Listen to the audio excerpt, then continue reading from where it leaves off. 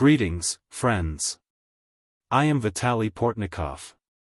The head of the Russian Foreign Ministry, Sergei Lavrov, has once again mentioned the need to eliminate the so-called root causes of the Russian-Ukrainian conflict.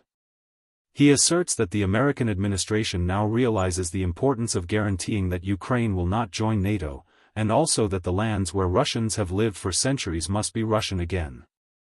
Lavrov's deputy, Sergei Ryabkov, is more specific in the views that the Russian political leadership currently holds regarding the settlement of the situation in the war with Ukraine. He speaks of Crimea and Sevastopol, and the Donetsk, Luhansk, Kherson, and Zaporizhia regions. I want to emphasize, not just the Donbass. He insists that the status of these regions, which were written into the Russian constitution, cannot even be discussed and cannot be the subject of any compromise. Meanwhile, the press secretary of the Russian president, Dmitry Peskov, refutes any hopes for a so-called Christmas truce, which was proposed by the federal chancellor candidate of Germany, Friedrich Merz, and supported by the president of Ukraine, Volodymyr Zelensky. Peskov emphasizes that Russia needs no truce, as it would, only, give Ukraine the opportunity to gather its strength. Instead, Russia needs a comprehensive peace, for the sake of which, as we see, Moscow is ready to continue killing people and destroying Ukrainian civilian infrastructure.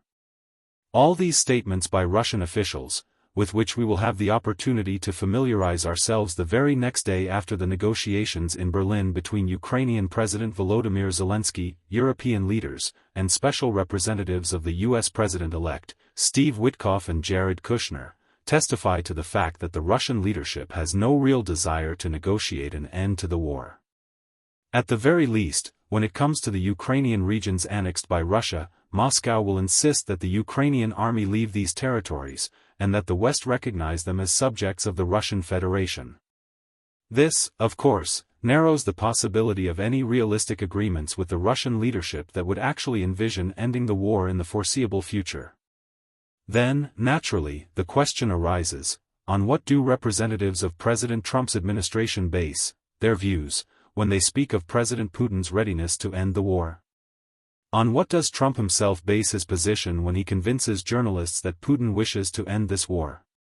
On what is the proposal for so-called American control over the Zaporizhia nuclear power plant based, when, from the point of view of that same Ryabkov, the territory of the Zaporizhia region of Ukraine is part of the Russian Federation and a subject of this federation, the Zaporizhia region of Russia? How are they going to convince the Kremlin otherwise in the White House? And why does Washington fail to notice these arrogant and harsh statements by Russian leaders? After all, these statements are not just a violation of international law. They return us to some distant era before the world wars. For example, Sergei Lavrov speaks of how these lands, where Russians lived for centuries, must be Russian. First of all, it must be emphasized that on none of the territories occupied by Moscow today did Russians live for centuries. Crimea was the territory of the Crimean Tatar people and the Crimean Tatar state, and this is worth reminding anyone who does not want to reckon with history. Only the expulsion of the Crimean Tatars made it possible to change the ethnic balance in this territory. In the Donetsk, Luhansk, Kherson, and Zaporizhia regions, the majority of the population was, and until recently remained, ethnic Ukrainians. If an imbalance towards the Russian ethnic population could be noticed anywhere, it arose as a result of genuine ethnic cleansing or genocide.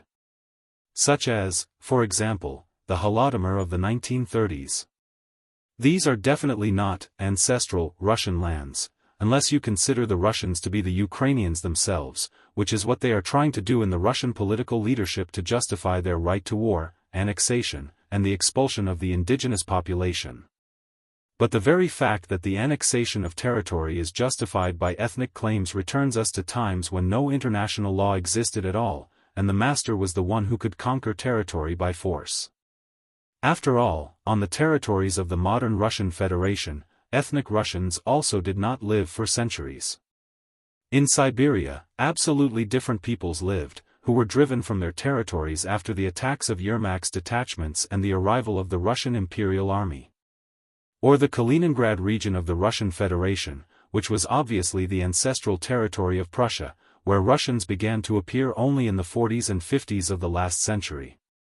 Or territories where there was always a majority of Finno-Ugric peoples, and where Russians began to appear only as a result of the conquest of this territory, say, the Leningrad region of the Russian Federation, Karelia, from where the Finns were expelled. Enough such examples can be cited.